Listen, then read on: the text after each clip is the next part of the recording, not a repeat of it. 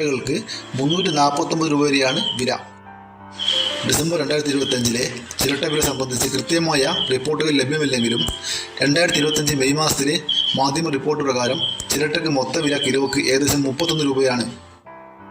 ഈ വില 2026 ജനുവരിയിൽ മാറ്റം വന്നിരിക്കാം. കാരണം ചിരട്ടയുടെ ലഭ്യതയും ആവശ്യകതയും മാറിക്കൊണ്ടിരിക്കും. സംസ്ഥാനത്ത് ചിരട്ടയുടെ വില സ്ഥലവും അളവും അനുസരിച്ച് വ്യത്യാസപ്പെടുന്നു. മൊത്തമായി കിലോയ്ക്ക് 10 മുതൽ 30 രൂപയോ അതിൽ കൂടുതൽ ലഭിക്കും.